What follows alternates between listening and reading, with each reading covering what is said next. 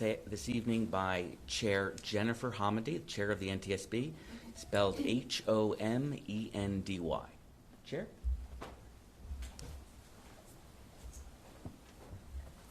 Good evening. I'm Jennifer Homendy, and I'm Chair of the National Transportation Safety Board. And with me tonight is John Lovell. He is our investigator in charge for this investigation.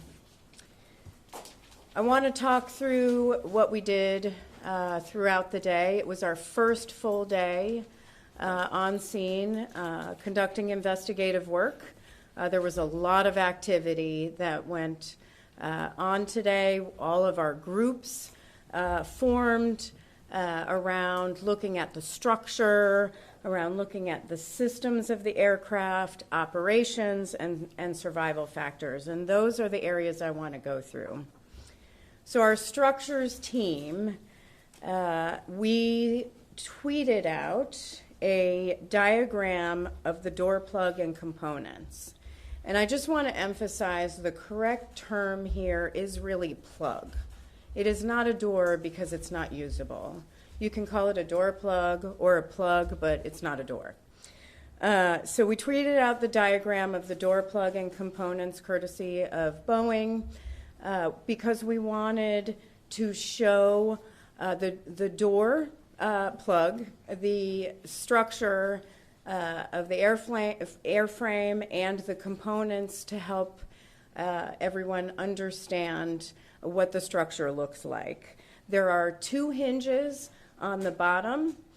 These hinges are really designed to open the plug for inspection. It opens about 15 degrees. There are also 12 what they call stop fittings, 6 on each side, and just to describe it in a little bit more understandable way, it's essentially a circle that is on the door plug and a matching circle that's on the frame. And these line up, and the purpose of a stop fitting is to prevent that door plug from being pushed out of the airframe. So that is what's holding the door in place. So the structures team spent the entire day documenting damage, deformation, and witness marks on the left plug surround structure, that's the frame, in situ, as it stands right now. They took photos, they looked at witness marks, they looked for paint transfer, and they identified the components that they want to send back to our lab for further evaluation. And it's really all the fittings and some additional components that they want to send back to the lab and look under the microscope to take a closer look. They'll look for fractures, they'll look at more paint marks, some other, if anything was sheared or there was any deformation, they may be able to see it better under the microscope. Tomorrow they will take a look at the intact plug on the right side of the airplane. They will take the panels off and take a look at that. Now our systems group began looking at all the aircraft systems. They documented the entire flight deck, and they asked about the auto pressurization fail light that did illuminate in 3 previous flights. One on December 7th, one on January 3rd, and one on January 4th. In these 3 previous flights, after the light illuminated, they flipped the switch to alt mode, which is normal. There's a backup. It was very benign. Nothing occurred, very benign. The light illuminated. They flipped it, they reported it, it was tested by maintenance, and then reset. I'm sure I will be asked if there is any correlation between the light that illuminated and the expulsion of the door plug. We don't know that there was any correlation. of the two. It could be entirely separate. We do know that there was a decision by Alaska Airlines to a restriction, actually, they put in place. They call it an ETOPS restriction that prevented that plane from being flown to Hawaii over water, so that it could, if some light did illuminate, it could return very quickly to an airport. Again, it's very much described as benign, but we did order, one thing I should mention is they did order additional maintenance look at that light that was not completed before the time of this event. We plan to look at that more, and we've requested documentation on all defects since delivery of the aircraft on October 31st. Our survival factors group carefully documented damage to the interior of the aircraft. That was from the impact of the explosive decompression. There was a lot of damage to paneling, to trim, to the windows, meaning the internal portion of the window. That's the plexiglass, the plastic portion, but the seal in the windows were still intact. Some of the insulation was pulled out in some areas. Those are all not critical to the structure of the aircraft. So I just want to emphasize that, but they did document damage to the interior of the aircraft in the following rows. Rows 33, 32, 31, 27, 26, 25, 12, 11, 4, 3, 2, and 1. Again, on 26 and 25, you had damage to the seats as well. The 26A was torqued, so was 25A. The headrests on 25A and 26A were gone. The seat back on 26A is also missing. The tray table on the back of 26A is also missing. So they pulled those seats out we would like to take a closer look at those. We are also looking at the functionality of one of the oxygen panels. We found that the pin is down. We want to see the way it's configured right now. The oxygen masks are up in the panel, so that tells us a couple of things. Either they didn't drop, or they did, and what often happens is as passengers are deplaning, they will put the oxygen masks out of the way and back up into the panel. So we're going to contact the passengers in that row and ask what occurred there.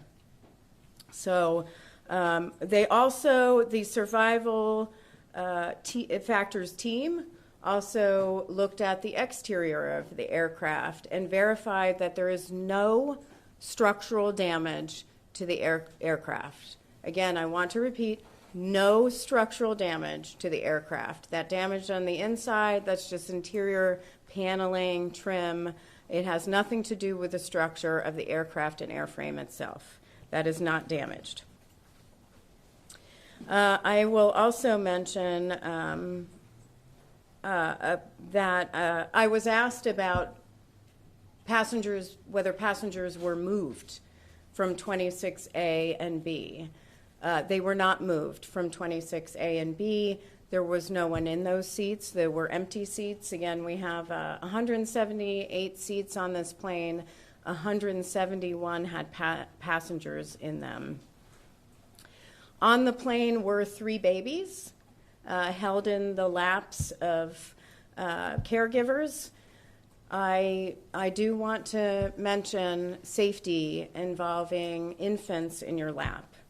The NTSB has long recommended and the Federal Aviation Administration has long recommended, and Alaska Airlines on their website also recommends for caregivers or those accompanying infants under the age of 2 to purchase a seat for that infant and to put them in their own car seat, their car carrier, and to strap them in to ensure safety. If you think about it, what is being told to passengers by the flight attendants during a safety briefing? Please secure all your loose items, put bags under the seats during takeoff, during landing. That's for safety, so things don't move around. The folks we should be most focused on, other than those around the cabin, are our most precious children.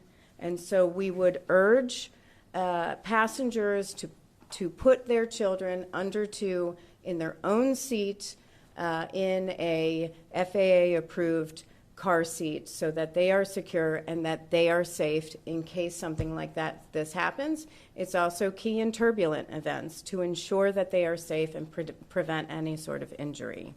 So I just want to highlight that. I also want to mention there were 4 unaccompanied minors on this flight.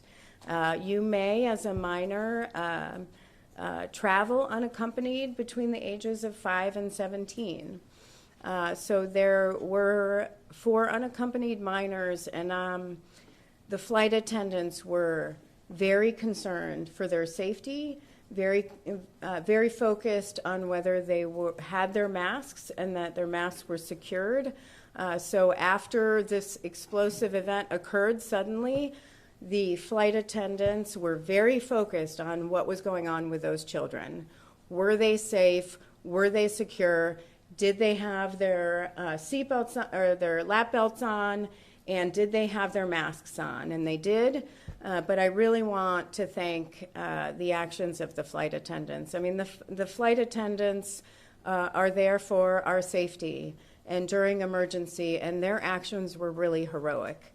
And so I really want to thank them for that. We were able to interview the 2 flight attendants in the forward portion of the aircraft. Tomorrow, we will interview the 2 in the aft portion of the aircraft. But,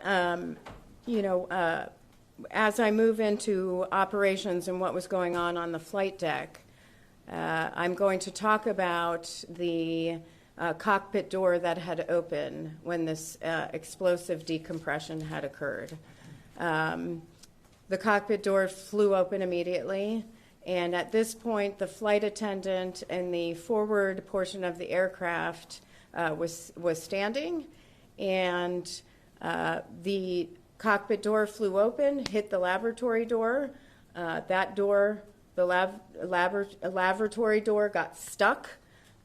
She was very concerned that was somebody in there. There was no one in there, but that was stuck, and she did attempt to shut the door 3 times. It did eventually shut, but it did blow open during the explosive decompression. So let's talk about what was going on in the flight deck. At the time, we did interview the flight crew. And so from the interviews with them and the flight attendants, we were able to piece some things together that I want to mention. They heard a bang. They hear a bang. They immediately put on their oxygen masks. At the time there is a bang, the door flies open. There is a quick reference checklist that's laminated in front of them. This is not the quick reference handbook. That is to the right side of the captain, but the checklist, the laminated checklist, flies out the door.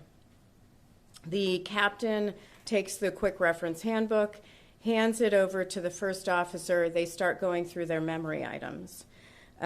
When this explosive decompression occurred and the door flew open.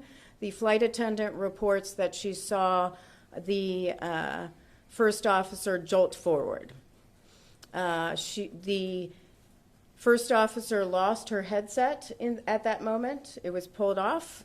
The captain had a portion of the headset pulled off, but they put their masks on, turned on the speaker so they could communicate with folks back in the cabin. Communication was a serious issue.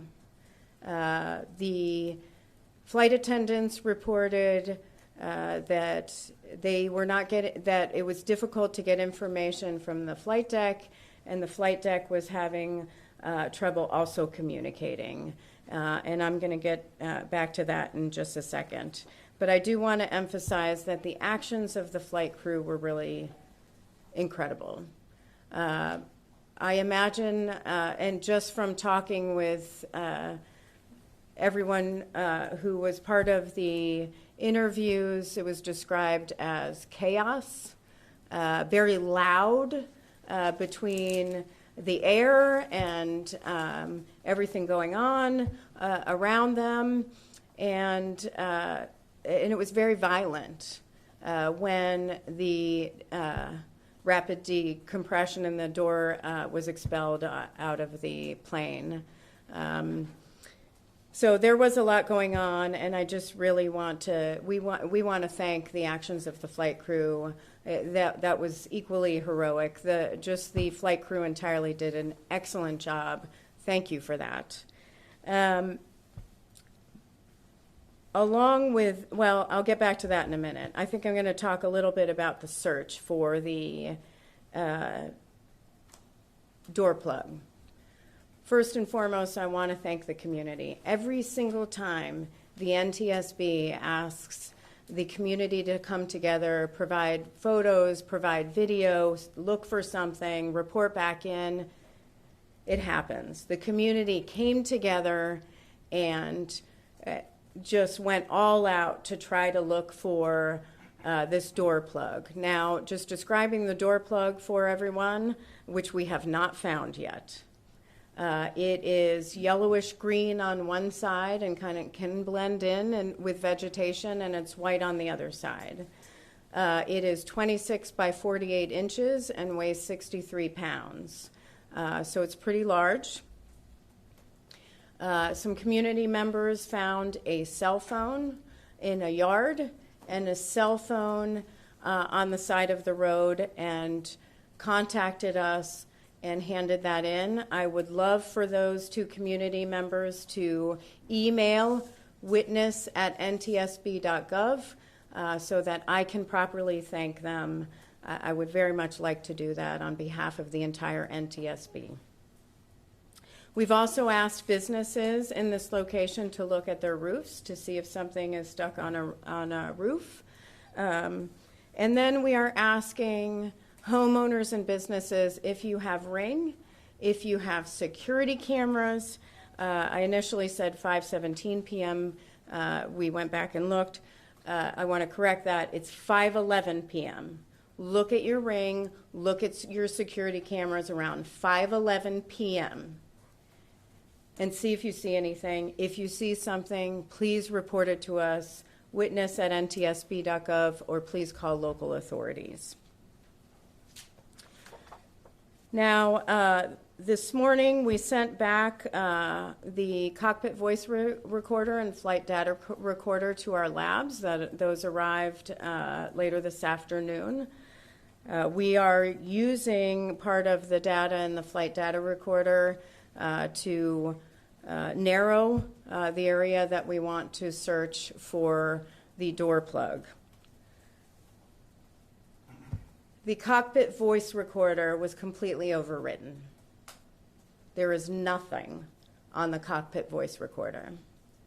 Now, the Emergency Operations Center at this point was being established pretty rapidly by Alaska.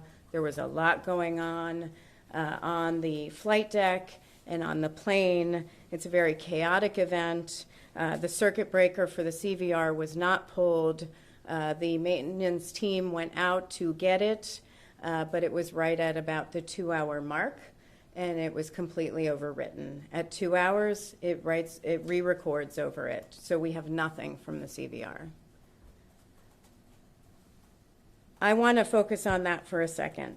Since 2018, we've done 10 investigations where the CVR was overridden. 4 of those were recent runway incursions.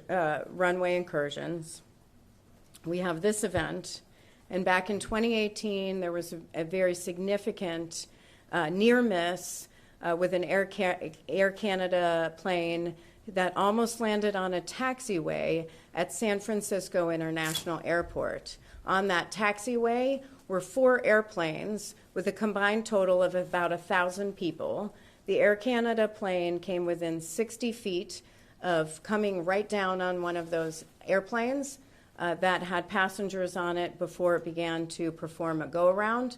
The CVR was completely overwritten. The NTSB has many times talked about the need to increase the time on CVRs from 2 hours to 25 hours, which is consistent with Europe and many other countries. Now, the FAA, thankfully, has taken some recent action to issue a notice of proposed rulemaking to extend CVR time from 2 hours to 25 hours, but only on newly manufactured aircraft. So it would not affect this aircraft. It can be, you can easily install a different cockpit voice recorder and increase the time from 2 hours to 25 hours. The planes that are in service now can have a life of 40, 50 years. So what that notice of proposed rulemaking is doing is saying everything out there now that can be out there in service for 40 to 50 years will not have 25-hour CVR, but anything that will be manufactured in the future would have 25-hour CVRs. Cockpit voice recorders aren't just convenient for the NTSB to use in investigations or the FAA to use in investigations. They are critical to helping us accurately pinpoint what was going on. And it's key to safety. For Alaska Airlines, they want to know affirmatively what was occurring in the cockpit. Anybody who learns how to fly is taught aviate, navigate, communicate. Communication is key. Why? Because the flight crew on the flight deck do not have situational awareness to what is going on in the back. They need to know what's going on in the cabin. So that communication needs to occur. They have to know how quickly they need to land. And if that communication is not recorded, that is unfortunately a loss for us, and a loss for FAA, and a loss for safety, because that information is key, not just for our investigation, but for improving aviation safety. So I'm calling on the FAA to change the rulemaking. You have a notice of proposed rulemaking out right now. We are making comments to that rulemaking. We are calling for 25-hour CVRs in not just new aircraft, but retrofitting aircraft. And if FAA won't do it, we hope Congress will take action in the FAA reauthorization bill to ensure that it does. I cannot emphasize enough how important that is for safety. So with that, I will ask others to monitor ntsb.gov and our social media channels for additional media briefings and additional information that we may want to release. Again, we're trying to provide as much factual information as we can early on, so the public knows what we're doing as part of the investigation and finding, and for each of you to know as well. So I will take questions. We'll do, again, I'll call on you. Please provide your name and your affiliation. You had your hand up first. I'm Mike with CNN. Pete Muntean, my buddy, is the expert, so forgive me if I mess up any of the parlance. But could we talk about the auto pressurization light that failed 3 times and Alaska Airlines' decision not to allow the aircraft to fly to Hawaii?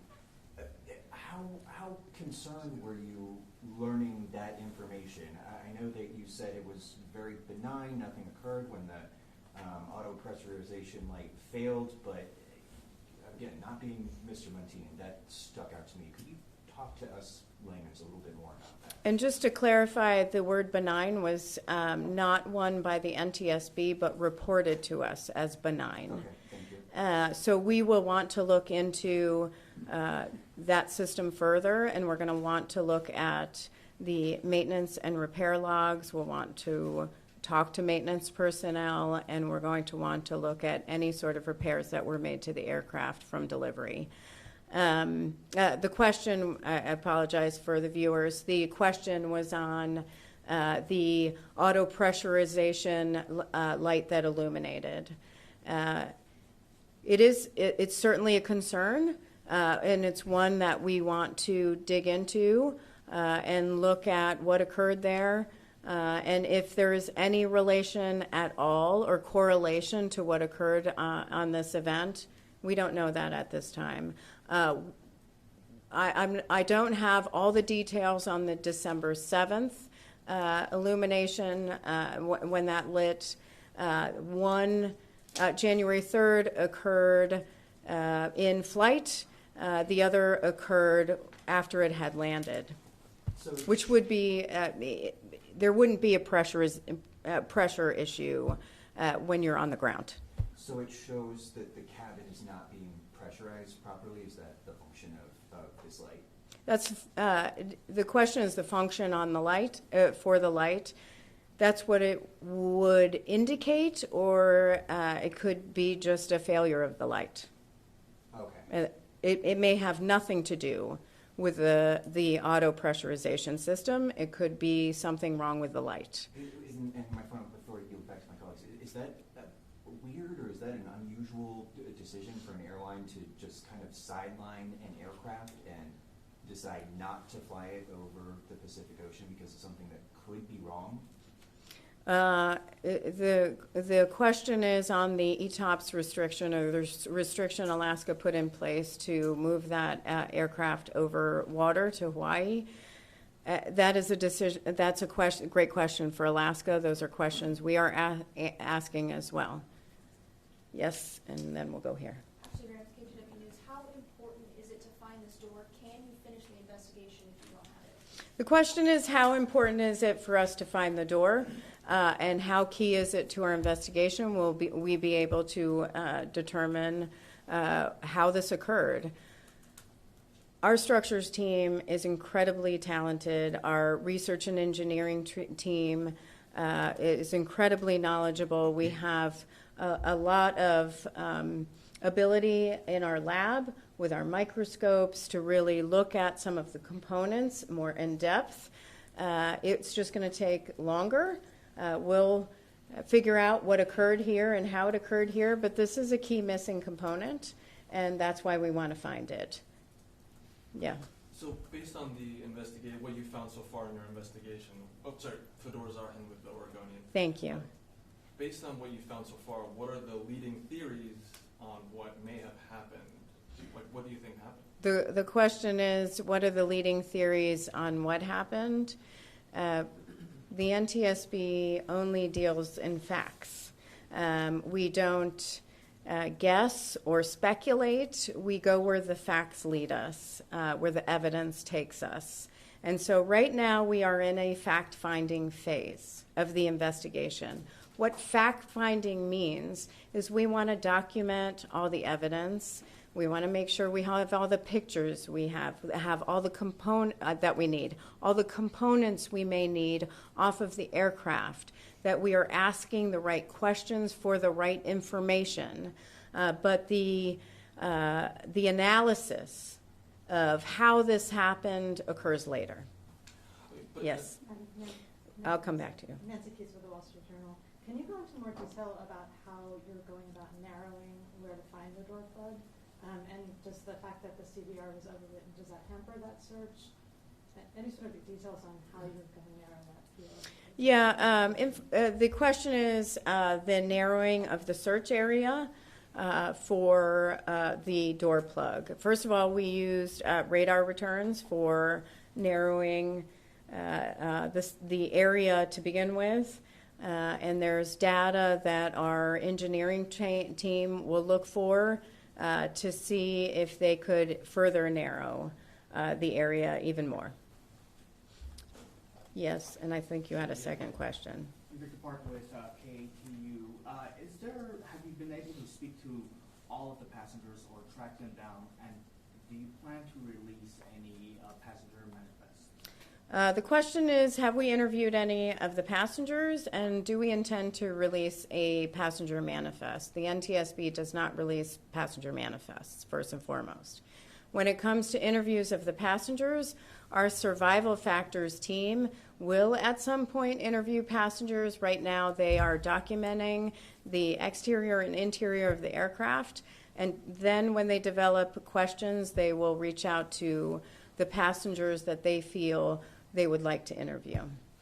Yeah. So, NTSB earlier shared a diagram of the door plug and where it was. So can you point us to any particular components there that could have failed or that were found to have failed? The question is on the diagram that we released over social media of the door plug and the structure, and what components on that structure failed.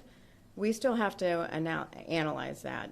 This is why we are currently taking pictures of how it looks in situ right now as it's on the airframe. Then we will take off those components and we will send it back to our lab to further evaluate in very strong microscopes, and they'll be able to see what is happening or what occurred in those components. Yes. Hi, Deborah with Reuters. You had mentioned that the scene was chaotic. When you first went on board, presumably today, can you describe what you saw? Did it look like a chaotic scene from what you were able to tell? The question is, what did I see when I boarded the plane? First of all, I went on the plane yesterday. I always go on scene before I ever meet with media. That's the first thing I do when I arrive at a scene, if I'm able to. But today, obviously, we had a closer look and a longer look at everything on the from the flight deck through the cabin. All the oxygen masks are down, of course, except for the one that we're looking into. In the rows 26A, B, and C, one of the oxygen masks that 26C was using was intact. 26B, A, and the extra oxygen mask was sheared off, the tubing. The seats in 26 and 25 were torqued, and there was a lot of damage to the interior paneling trim. My impression when I saw that is it must have been a terrifying event to experience. And I just have a quick question. If the 25-hour period would make a difference in being able to better understand, why is the limit 2 hours? The question is, why is the limit 2 hours on CVRs right now? It used to be 30 minutes, and then it was increased to 2 hours at one point. And now we are pushing to increase it to 25 hours, consistent with international partners. Just to Yes. clarify, you said the plane had been, after the ETOPS restriction, it had been flagged for additional maintenance that hadn't been completed before the incident, is that right? The question is, after the ETOPS restriction was put in and after the 3 times that Alaska was aware of the illumination of the auto pressurization light alert, what they asked for is for maintenance to take a more in-depth look at that light that was illuminating. But that work had not been done yet prior to this event. So they checked it each time it was reported that it illuminated, and then after the third time in the ETOPS restriction, they wanted to do a deeper dive into why that light kept coming on. Yeah, so the question is on the 3 times. They did, we have record that it was, they were tested and then reset by maintenance personnel. What is the plan for the next few days? Helicopters, drones, anything? So the question is on the plan for the next few days. There's a lot of work that still needs to be done. Structures wants to continue looking at the airframe, at the door plug structure, and they're going to want to take off certain components and send it back to the lab. They're also going to want to look at the door plug that's on the opposite side of the aisle that is intact and look at how that functions in comparison to what they're seeing on the left side of the airplane. Our survival factors team will be doing interviews of the rest of the flight attendants in the aft of the airplane. Other interviews will take place. We'll look for maintenance records, repair logs. There's a lot of information we still have to collect and a lot we still have to document. Again, we've only been on scene for 24 hours, one day. We have a lot of work to do. This isn't going to be a 1 or 2 days and we're done. This could be, weeks that we're here. As far as the search, we are looking, though I cannot confirm, we are looking to take a helicopter up to search for the door plug and possibly drones as well. I know that some of the homeowners were using their drones to look today. We appreciate that. So more work will be done on that, and we still have our team that will go out. And again, I want to thank the FBI and local law enforcement for their work and their help in helping us search for the door plug. It is key. Thank you for that. Hi, Giselle with NBC News. What's the significance of any of the cell phones that you found? Are they going to help you locate where the door is a little more accurately, or is it just like? What's the significance of the cell phones? Well, cell phones have actually helped us determine some things that occurred after tragedies. I'll mention a mid-air collision investigation that occurred in Ketchikan, Alaska, where cell phones and photos really helped us in our final work on the investigation. So those are key. We'll look through those and then return them. But it also helps in telling us, are we looking in the right area? Claire Rush, Associated Press. What clues exactly are you hoping to find on the door when you do find it? And could there be markings that indicate whether it's a manufacturing flaw?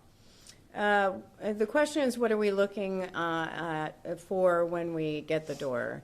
Our structures team will want to look at everything on the door, all of the components on the door to look at witness marks, to look at any paint transfer,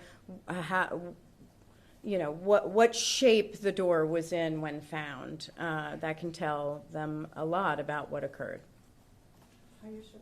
Sorry. Andrew Bissett, Point 6 News. What kind of material was the door plug made from? Is it some kind of aluminum or composite? The question is on the material for the door plug. I don't have that right now, but I will get it for our next press media briefing, and then also I'll make sure that our media team provides that information. Are you Yeah. sure the door is intact? I mean, is there a possibility that it could have disintegrated and hit the ground? The question is the door intact. Obviously we're still searching for it, but 2 cell phones were found. I think we can find, hopefully, the door as well. Do you happen to know if the 2 seats near the plug were left vacant intentionally, or if that was just chance? Were the 2 seats left vacant intentionally? They just happened to be empty seats. Claire, AP, you mentioned there were other rows that were damaged apart from 26 and 25. Can you explain what the damage was in those rows? Yeah, so the question is on the damage in the other rows that weren't 26 or 25. It was everything from trim on the paneling to paneling being pushed out. There was insulation that had been pulled out, or some panels on the floor that had come off.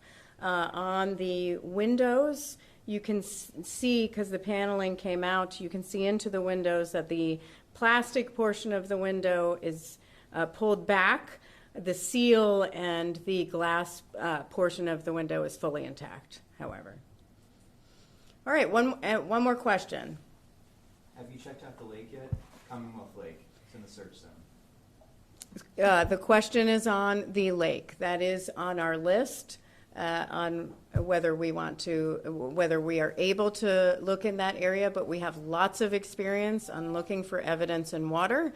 So that is something that's on our list as a possibility. Thanks so much. Thank you. Thank you. Thank you. Eric, will you let us know what images you're able to release tonight?